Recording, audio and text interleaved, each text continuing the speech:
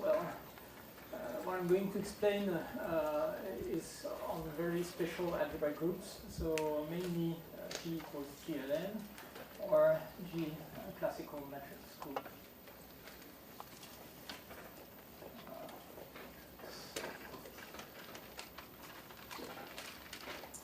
And most of the time we take G equals GLN. That's easier to explain. I have limited time, and so I'm interested in rational representations. I will just call them representations. And for finite dimensional representations, it's just vector space plus an action of G. And an action so that this is morphism of algebra group. Okay. And for those algebraic groups, so you have two kind of questions. At least, so first they want chronological information.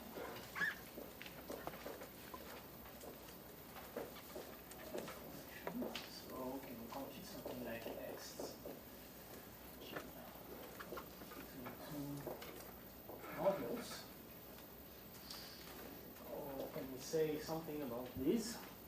And so another type of question is, can we say something about the structure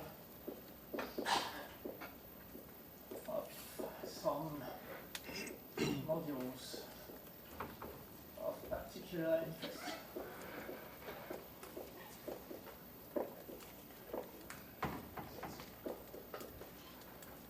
So these are two difficult questions. So first, it's very hard to compute chronology. So for example, we don't know the X quiver of the group very often. In most cases, so for example, for GLN, we don't know the X quiver if n is big enough. Big enough means maybe greater or equal to 4 is sufficient to that we are ignorant. And so this is difficult, and this is difficult also. So for example, we know the classification of simple objects, but we don't know, say for example, the dimensions of these simple objects, so they are quite abstractly classified. And more generally, we don't know the formal character of these objects, and there has been much work about this around the Lustig formulas. But they are not valid always, so we only have one part of the picture. Okay, so these are two difficult questions, and the problem which I'm going to talk about is, so there is something important with groups, is that you have a tensor product. So the problem is understand the tensor product of modules.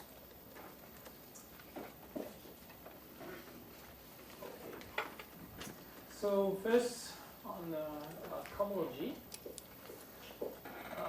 assume that you have modules Mn and Pq, say for example, and you know, for example, something on xMn, and you know something on xPq. And now the question is, can you deduce something on x between the tensor products? Tensor P and tensor Q. So there is, of course, one way to product cohomology classes here on the right hand side from cohomology classes on the left hand side, and it's to use cut products. But it's not a very good way because a cut product is far from being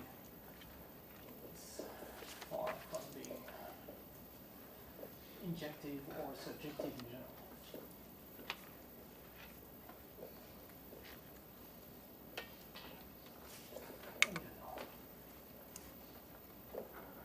Okay, so that's the first thing. And well, there are not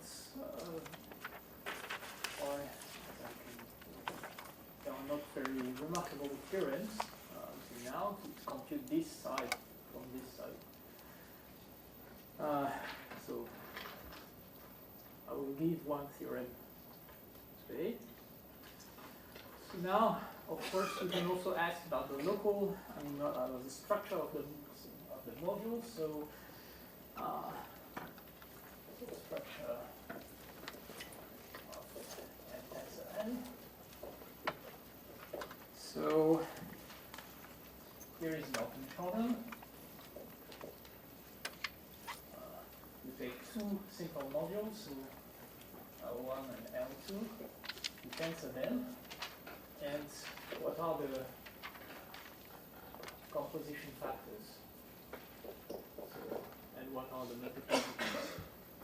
So can you solve this? Well, can you describe this? So it's completely out of reach, even for GLN. Okay, but I told you that the simple modules are not well known. We don't even know their dimension for most of them. So maybe we can try an easier question, but it's also open. The following thing is also open. So I take V equals Kn, the defining representation of GLN.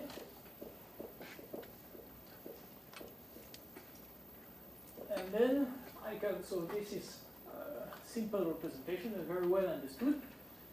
And then I can take V tensor V. And this decomposes as direct sum of decomposable modules with some multiplicities. And so open question is compute these multiplicities. So even if at the starting point the representation here, V is very easy, then by tensoring we get something so complicated we cannot do. Okay, I must say that those questions in characteristic 0 for algebraic groups are, the answers are known, so it's only interesting for positive characteristics. Okay, so so maybe now I tell you one thing that's one important piece of information on tensor products. So this piece is called the Steinberg tensor product theorem. So at least we know some things. It's not much, but it's very important.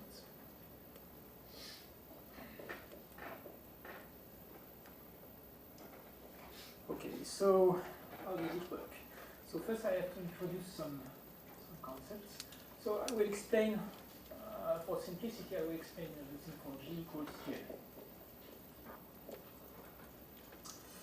Okay, so first I have to tell you something about Frobenius twists.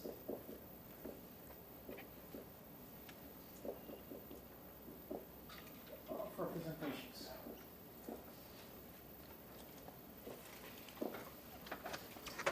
So if you take first n, this n row, representation of GLN, you can, from this representation, construct another one, which I did not like this, and with bracket R. And this is the same underlying K vector space, but then we modify the action in some way. So the new action is just to take, go from GLN to GLN, send a matrix to the same matrix, but all the coefficients are raised to the power p to the r. This is a group morphism, and this was Frobenius morphism of R, which already appeared in the workshop, the lectures of Julia Petzova. And then you compose by row, L, and what you get is your twisted action. So those are really important, of course. And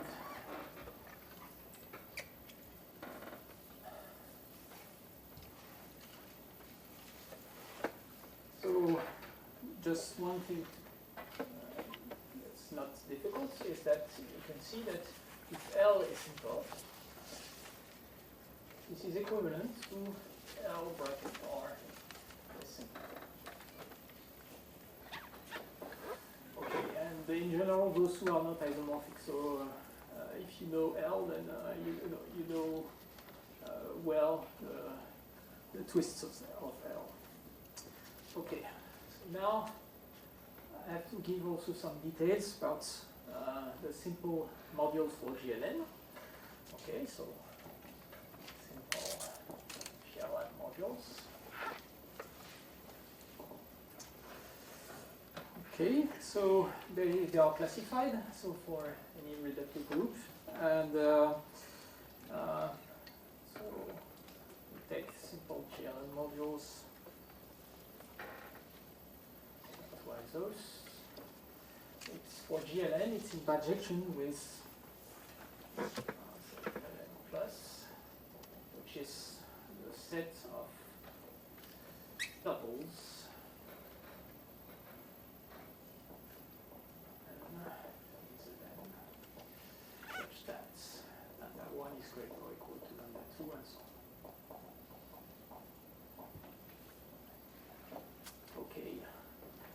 So may choose for the total representative in the isomorphic classes, which I denote by lambda. Okay.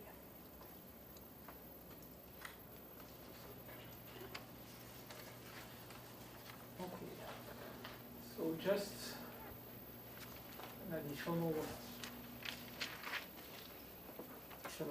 facts.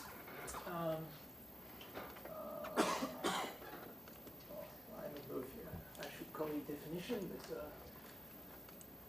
if you don't know what polynomial modules are, so it might be taken as a definition. I will give another definition after. So L lambda is polynomial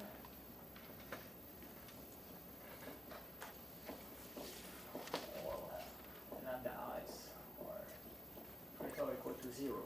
So if it's indexed by a partition.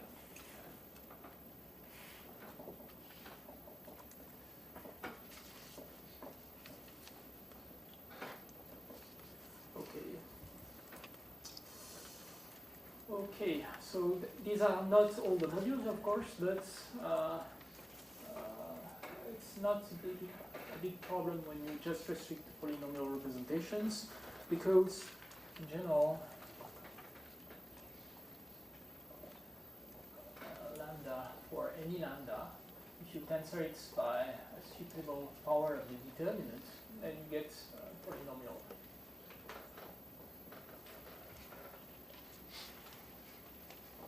Simple module. Okay.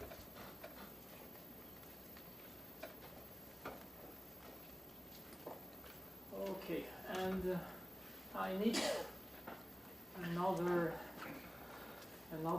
last definition about partitions. So a partition is PR restricted if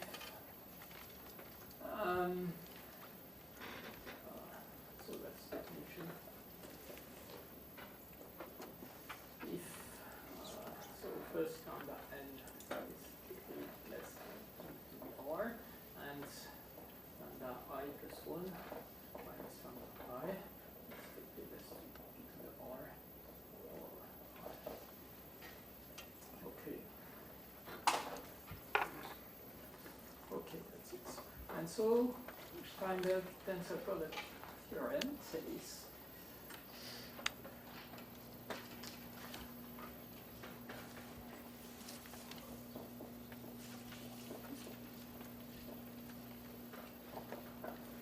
if you take a simple like this and you tensor it by another simple, but you take the twist of it, and if nu is PR restricted,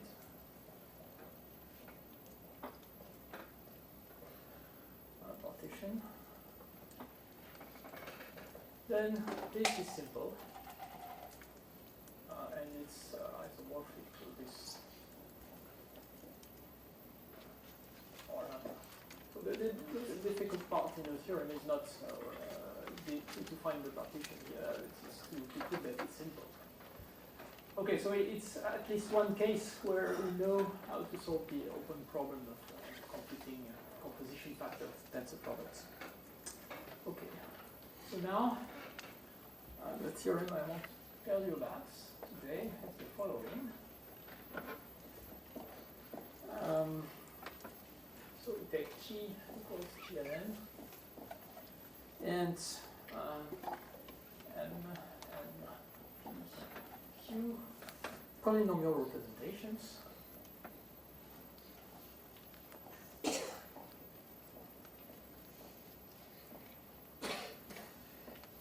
So if you don't know what it is, you can take as definition that all the composition factors are polynomial. And n is big enough.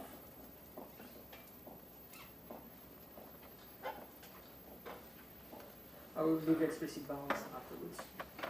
Then you can have a look at the cut product. G and N. Tensor next G Q.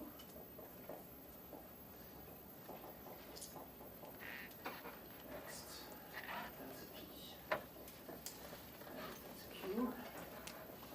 So this is always, under those conditions, this is injected. So that's very surprising. It's not at all what happens with finite groups, for example. That's exactly the contrary. And but my groups are connected. And so first, second, if moreover P and Q are twisted representation.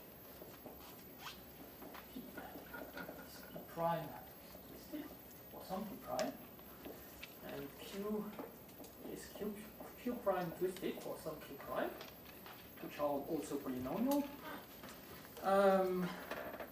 Then this map here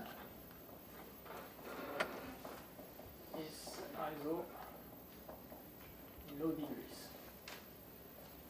And we have some bounds. I will be more specific later. But first I want to explain this. Okay. And as a corollary of this,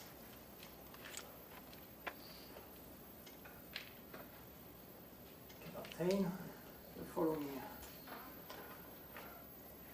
corollary. Say if M,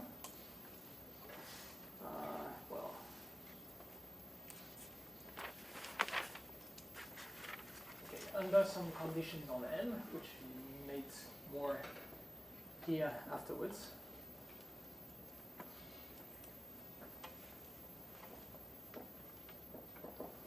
On N, the structure of M tensor N R, like this, and the brackets, but the brackets has a stronger priority than the tensor products. So the structure of this as a GLN module is the same. So say for example the submodel like this.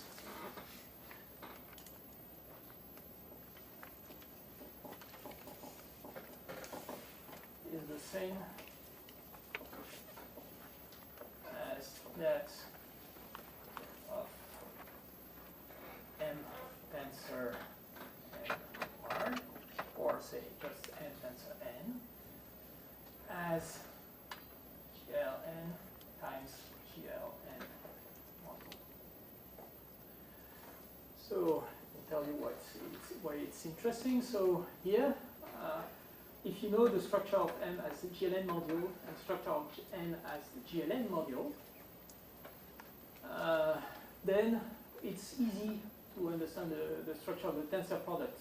Okay, it's I mean, the two factors don't interact. Here it's very hard because Gn acts diagonally. So the corollary tells you that, in fact, the diagonal action does not mix the two parts of the tensor product. So it's quite remarkable. So of course there are some conditions on M. Otherwise,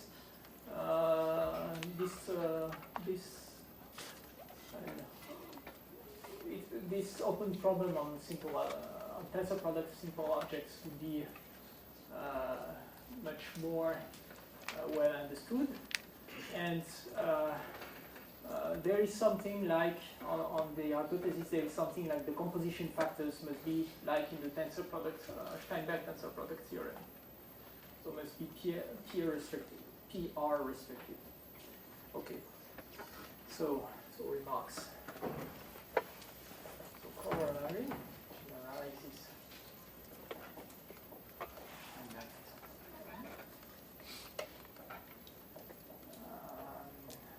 So actually, I must say this, from this theorem on cut products, you get a new proof of the Steinberg tensor product theorem. I mean, I don't use it in the proof.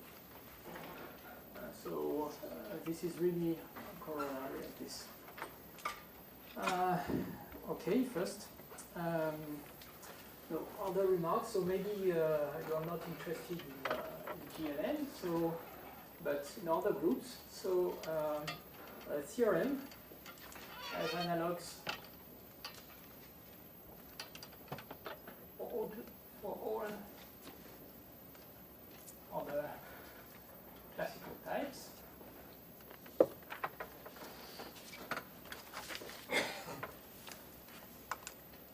Okay.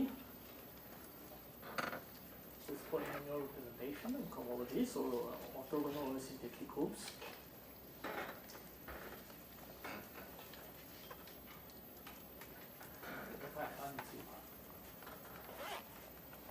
Question? Yeah. So, maybe you said this, but you said n has to be large enough in this theorem. So Yeah. with respect to what? I will explain this afterwards. With respect to the degrees of the representations, it comes in a minute. So here too. So does it actually generalize to n for tensor product, or just in that case when n is large enough? And n is also large. So in your remark, this time for tensor product here. Then what? So in your remark, you said it generalizes to n for tensor. Do you need to also assume n is large enough? No, if you know the, okay, so a remark that maybe you don't know, if you know the Steinberg tensor product for n large enough, you know it for all n. It's a stable statement. Okay. So it's sufficient to prove it for big n. Then from restriction factors you get for every n. So that's not for restriction. So I'm just saying about polynomial modules, but of course it's, if you know it for polynomial modules, you know for all rational modules. Tensor is determinant, so it's not a significant difficulty. Okay, so it has analogs for all of the classical types. And other remark on the theorem, so the bounds, so I tell it now because maybe I won't have time to tell you about this, but so low degrees is explicit. Bound, depending on some constants.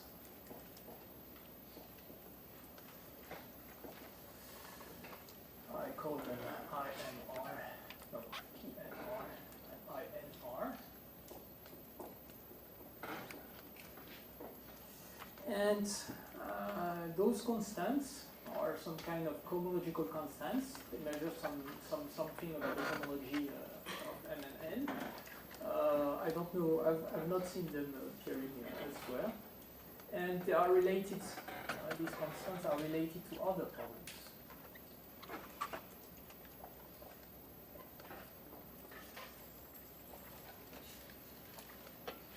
Other problems.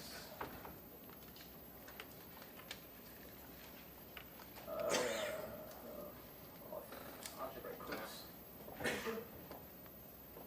So for for example, one problem is you can consider the polynomial representation, let's say some fixed degree, polynomial representation of degree d of GLN, and it's enough. And then you have the Schur factor, which goes to a sigma d modules. And so you can have a look, the Schur factor is like that. So we can have a look at this, x n, GLN, x. So you have a map like this, which is induced by the Schur factor.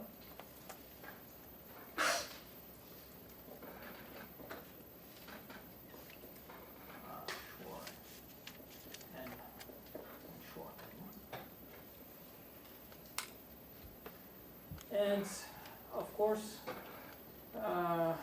this is 0 about some degree, and this is often unbounded cohomology, so there is no hope that you get an isomorphism here, but you get an isomorphism if in degree k, say, if k is strictly less than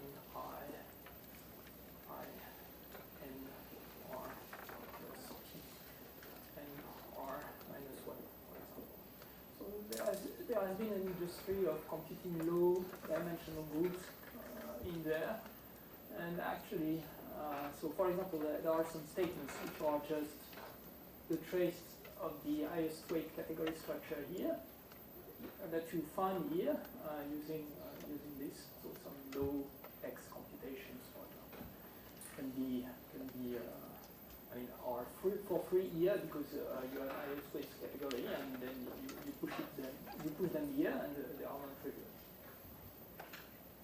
Okay, so I think those constants are quite. They might be, and there are other problems. So there might be interesting things to study. Okay. So now I will explain in more with greater details strict point functors. Well, polynomial representation. So in terms of strict point functors and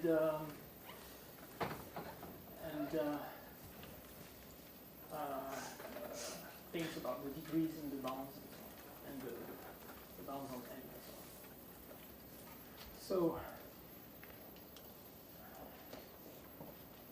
So the theorem is proved in not in the context of algebraic group, but in a slightly different context, the context of strict polynomial functors.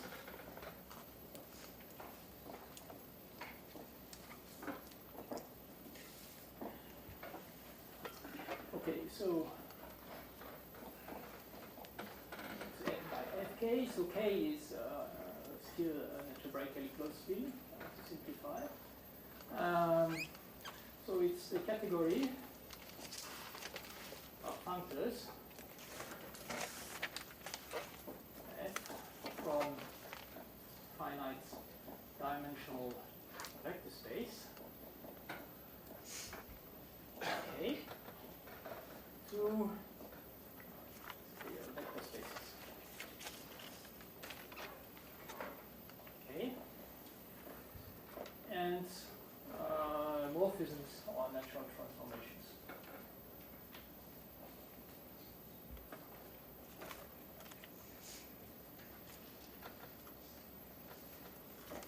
So it's very nicely, very easy to define it, but it's in terms of representation theory, it's not at all an easy category. And so we are going to study a full subcategory of this. So if you take a functor, you say that it is strict polynomial.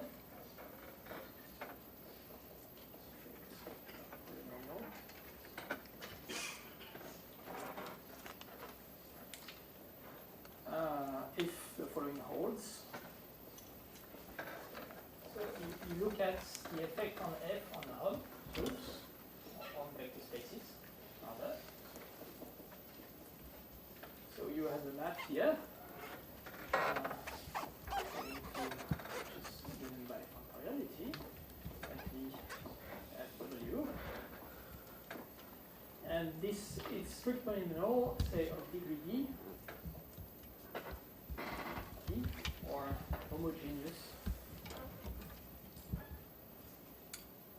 In these maps here, so it's just mapped between vector spaces, so you can say that they are polynomials. Or polynomials. Of degree D. Homogeneous. Okay, so it's not very exotic functors work this way, rather very simple ones. So examples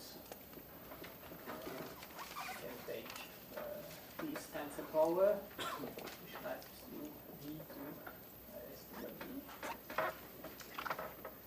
or an exterior power, which maps to D of D. These two are homogeneous of degree.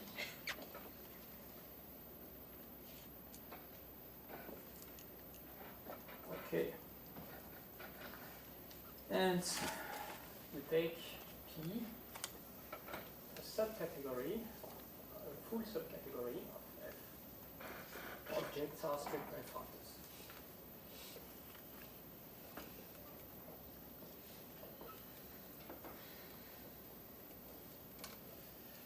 Okay, so that's for the definition. So P, it's a nice Abelian category.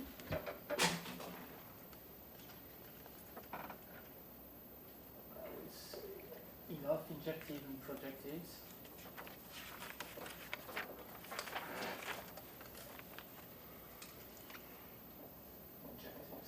Projectives.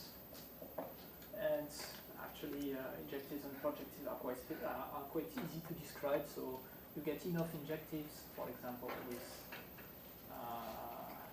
those kind of SUK.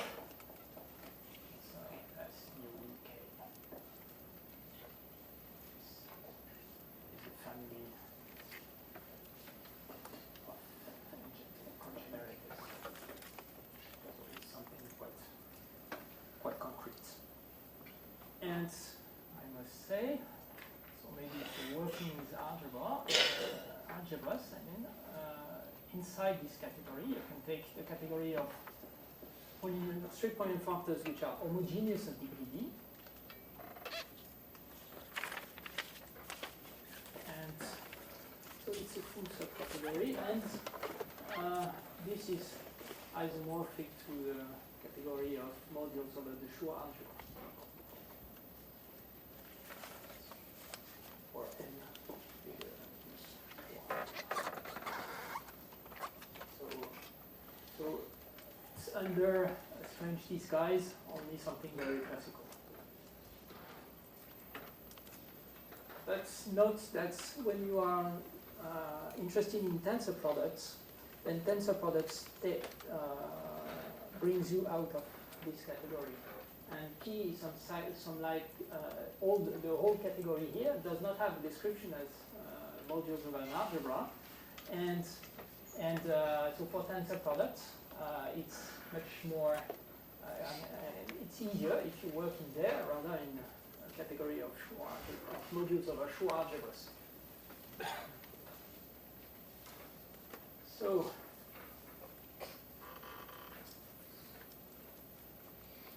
what are they good for, those strict point functors?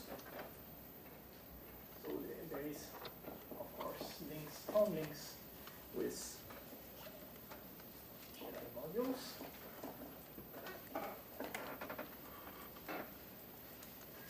So first, if you give me a functor, I may apply this functor on the defining representation. So D defining representation.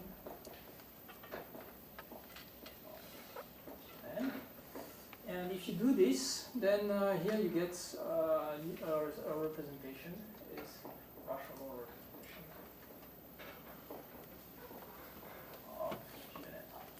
k, the action is just given by g and acts as bifunctorial by g. Okay, so if you do this, for example, for symmetric powers, you're just taking the symmetric power of your representation. Okay, that's something very easy. Okay, so representations of this form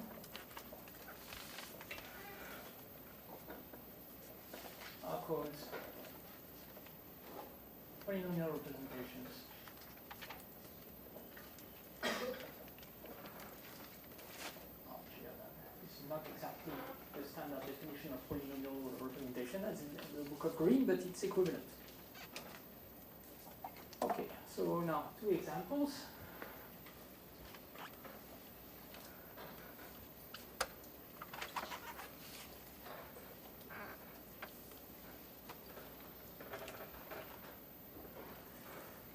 Example 1. So the simple objects of P are denoted like this.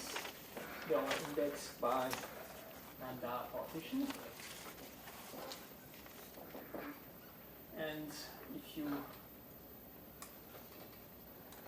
evaluate them on the defining representation of GLN, lambda of B equals, so say lambda as k parts.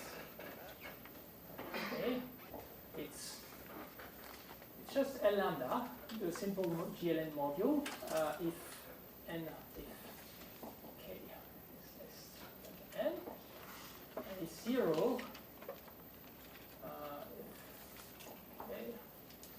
Bigger than. Okay. First example. And second example. I write it here. So, also, you can see twists on the functorial level. So there is a functor which is noted like this, with parentheses. V maps to P to the R is just submodule subvector space. It's also the subvector space of this. This is just the R generated by these ones. Even the set of these ones. Okay, it's a proper sub-representation because you're in characteristic P, so when you add 2 things like this, they are again of the power of something in V. And you can state F twisted, it's just F decomposed by R. And you do this, then if you think a bit, it's not difficult to see that if you get this, so as a GLV representation,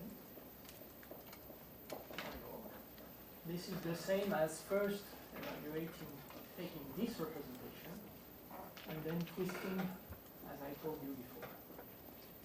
Okay? So here are the examples. So that's for, so it's a nice way to construct representations. Now, it's also useful for cohomology, and actually that's the main point.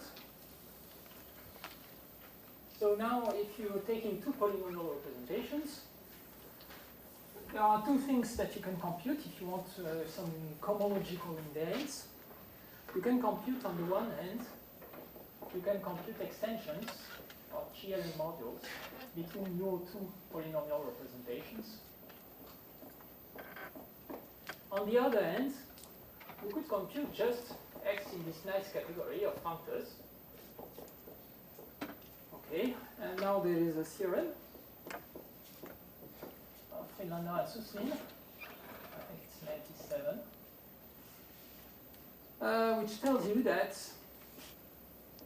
this is an isomorphism but there is some condition here, because here you see it depends on n, and here it does not depend on n, so there is something happening. And what is happening is that you have to n greater or equal than degree of f, degree of g. So it's n big enough, but not very big in fact. So if you do this, okay, so now you have the choice to compute these things. And it happens that the choice, it's easier to compute here, much easier. So there are some reasons for this. So first, I mean, there is a philosophical reason, is that this isomorphism tells you something about stabilization. So if n grows here, then those x stabilize. And as usually when there is a kind of stabilization procedure, then the stable value is easier to compute. So the stable value is this. And of course, here you have some, so the group has disappeared here. And you have some operations which are available, which were not available here. One of them being precomposing the functors by something, or the functors, for example. And that's very important. Almost all theorems play on this new structure, which completely invisible on this side. Okay, so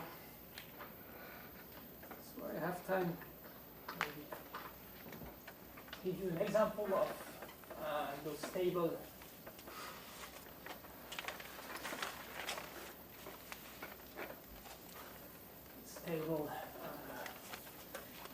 properties. So you have a theorem.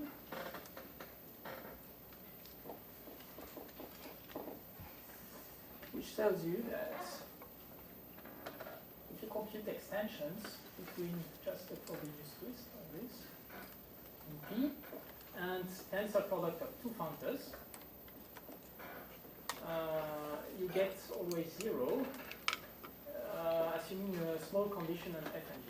So f of 0 equals g of 0 equals k. Okay, so this theorem is in the article of Legendre and Soucy, and it's the basis for the computations, but actually the proof of this theorem is due to Syracuse. So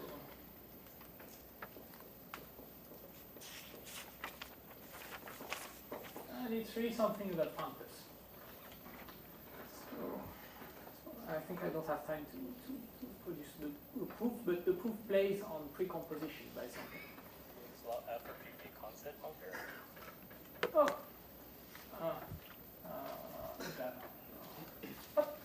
This. I'm asking that there's no constant term.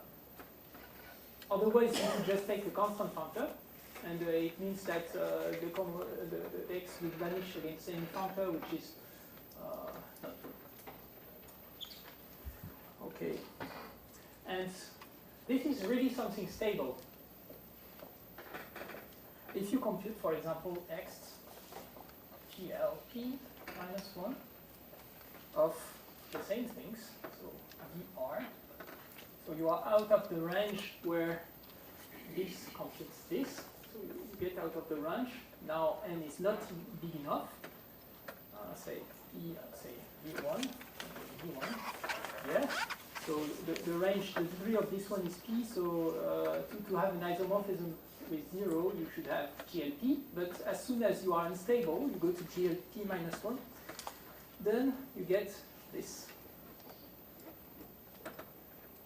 And this is 0 everywhere.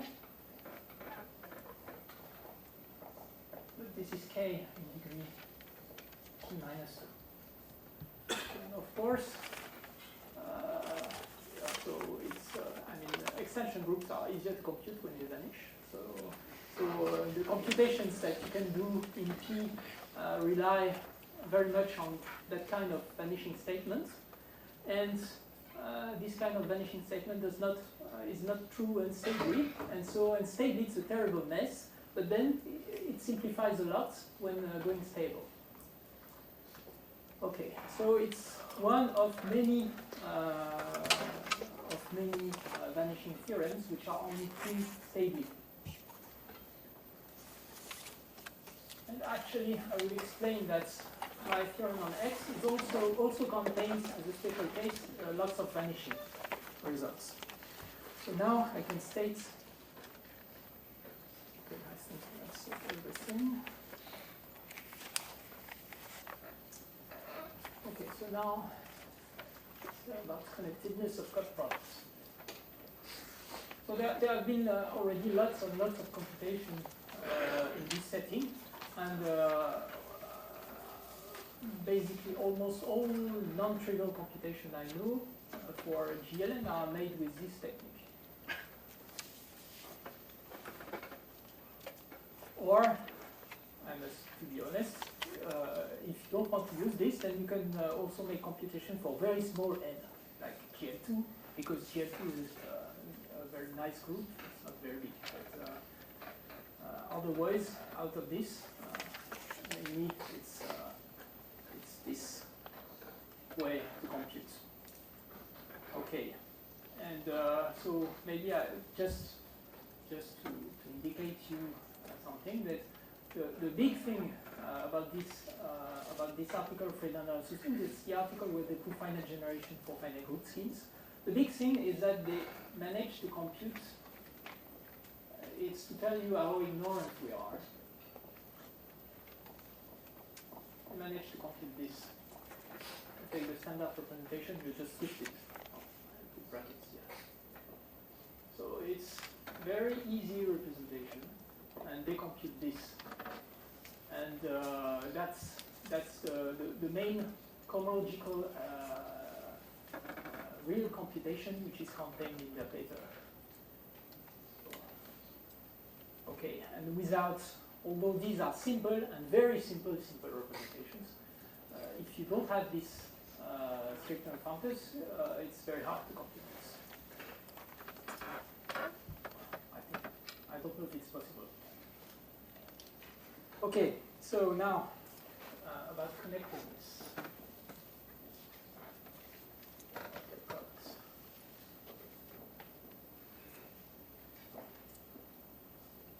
So I define two invariants.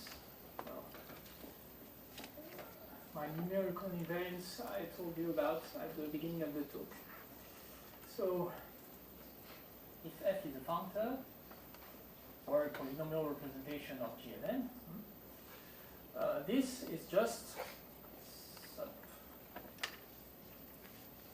k, sub of all numbers k, such that there exists an injective resolution. So f k0, k1, so on, whose first k terms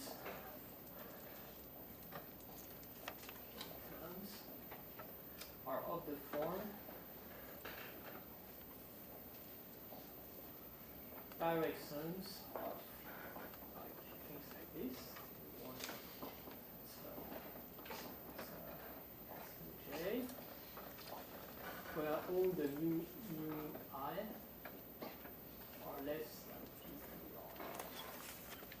Okay, so it tells you it's an integer, which tells you that you control the degree of the tensor products of the symmetric functors which are going at least at the beginning of the resolution. And it also such that there exists injective resolution. Same. Well, the first k terms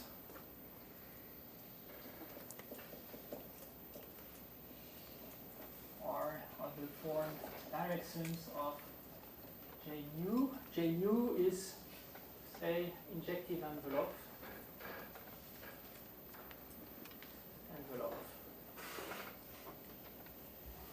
of a simple module of L mu with mu PR restricted. It's not obvious that it coincides, but it's true.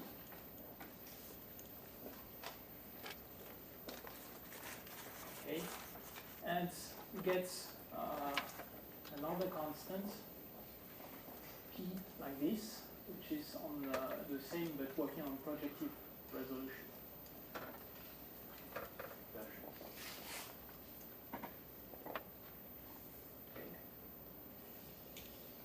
So now I can state the theorem.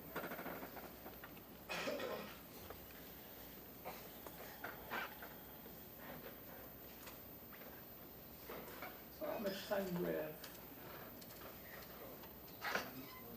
1 minute, okay. So I can state the theorem and make a few remarks and that's all. Okay.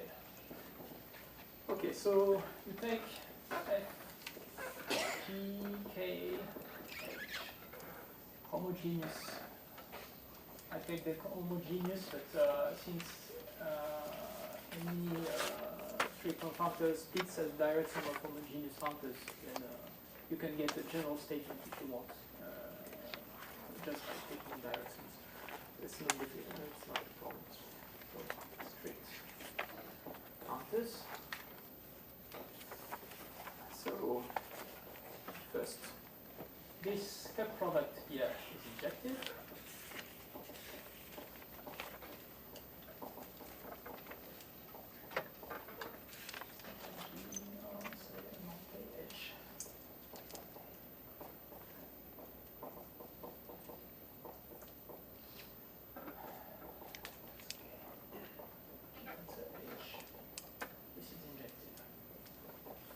So if you want an explicit bound on n, you know that on the left side and on the right hand side, if you take n bigger than the degree of the tensor product here, the degree of the tensor product here, then everything is isomorphic to x on the GLN, and the cup product here becomes the cup product on GLN representation. So you get explicit bounds on n, and n big enough means n not very big. So that's interesting. And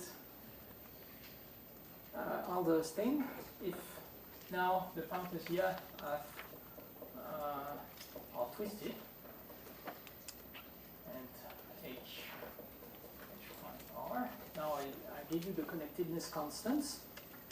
It is an ISO in degree K.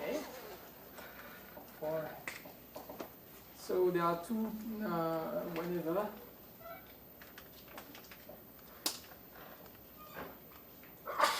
so say K less than I GR, if degree of G is greater than degree of F, K less than F or if degree of F bigger than degree of G, and K, if the two have the same degrees, you can add the two constants. Connectivity is much better. First, F(R) if degree of F equals degree of G. Okay, so I have very precise statements for this. Okay, so remarks, concluding remarks. AI. Okay. So first, I erased Pirashvili result. It's some special case of this, because if you take, say, if you take, well, my F equals IR, my K, IG equals G, my G equals F. If you take K equals G, and if you take trivial functor, constant functor equals H, then I say I R, because of, for degree reasons, no, let's say IGR for degree reasons it's infinity. And since you have different degrees, here on the source you have 0, so here, because this tells you that on the right hand side you have 0, so you get Pirashvili vanishing theorem. Of course, this theorem here is much more powerful.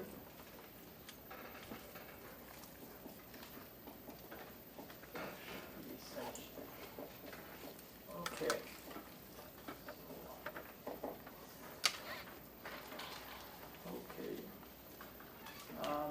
And so why I told you about corollary, about about the structure. So basically, this tells you that if you have if f has only PR restricted functors as composition factors, then on the level of odd, this will be an isomorphism, and everything which is captured by endomorphism algebras is captured can be equivalently seen here or here, where you have endomorphism algebra separated. So that's the basic reason for why the corollary is true. But,